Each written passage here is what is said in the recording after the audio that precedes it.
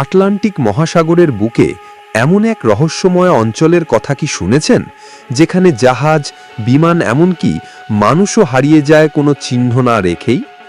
শতাব্দীর পর শতাব্দী ধরে যে জায়গাটি মানুষের মনে ভয় আর কৌতূহল জাগিয়ে রেখেছে, তার নাম বারমুডা ট্রায়াঙ্গল।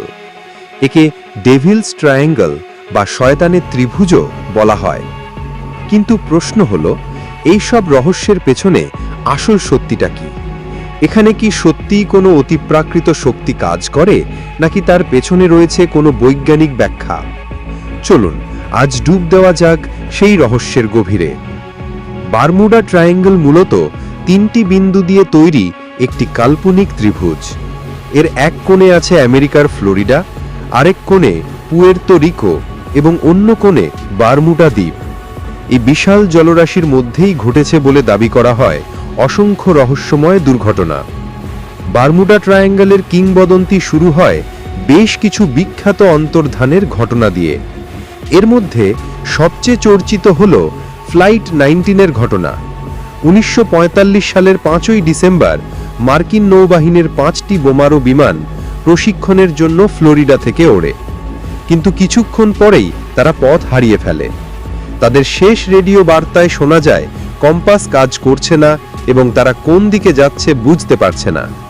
এরপর সেই 5টি বিমান সহ 14 জন পাইলট চিরদিনের জন্য হারিয়ে যান। এমনকি তাদের খোঁজে পাঠানো উদ্ধারকারী বিমানটিও 13 জন ক্রু সহ নিখোঁজ হয়ে যায়। কোনো ধ্বংসাবশেষ বা চিহ্ন খুঁজে পাওয়া যায়নি। এর আগে 1918 সালে মার্কিন নৌবাহিনীর বিশাল কার্গো জাহাজ USS সাইক্লপস 306 জন যাত্রী নিয়ে এই অঞ্চলেই অদৃশ্য হয়ে যায়। কোনো বিপদ সংকেত বা জাহাজের টুকরো কিছুই মেলেনি।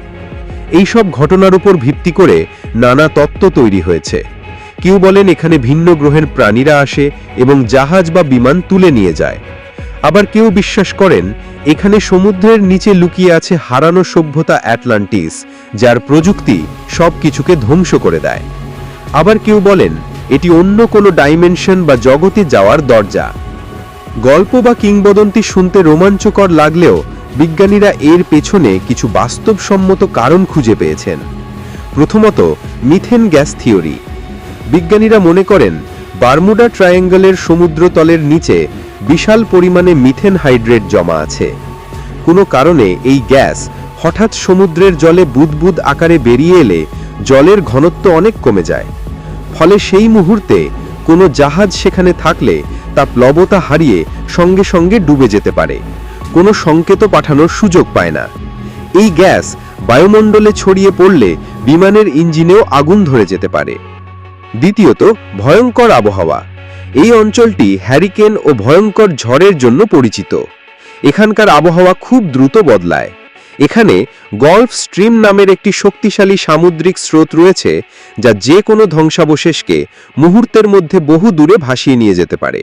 ফলে দুর্ঘটনার পরেও কোনো চিহ্ন খুঁজে পাওয়া কঠিন হয়ে পড়ে।